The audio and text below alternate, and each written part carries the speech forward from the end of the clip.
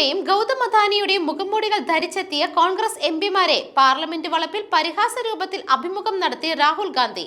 അദാനി വിഷയത്തിലെ പ്രതിഷേധത്തിനിടെയാണ് കൗതുകരമായ രംഗങ്ങൾ അരങ്ങേറിയത്. കോൺഗ്രസ് എംപിമാരായ മാണിക്യം ഠാക്കൂർ ഗൗതം അദാനിയുടെയും ശിവജി കൽഗെ നരേന്ദ്രമോദിയുടെയും മാസ്കാണ് അണിഞ്ഞത്. രാഹുൽ ക്യാമറയിൽ വീഡിയോ പകർത്തിക്കൊണ്ടായിരുന്നു അഭിമുഖം നടത്തിയത്.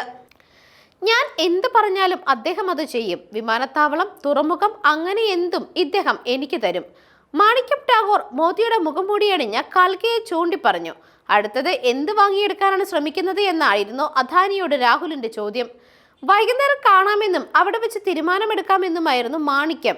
പാർലമെന്റെങ്കിലും ഒഴിവാക്കണേ എന്നായി സമീപത്ത് നിന്ന് ഹൈബി ഈഡന്റെ കമന്റ്. മോദി എന്താ കാര്യമായി ഒന്നും മിണ്ടുന്നില്ലല്ലോ എന്ന രാഹുലിന്റെ ചോദ്യത്തിന് അദ്ദേഹത്തിന് അല്പം ടെൻഷനാണെന്നായിരുന്നു മാണിക്യത്തിന്റെ മറുപടി.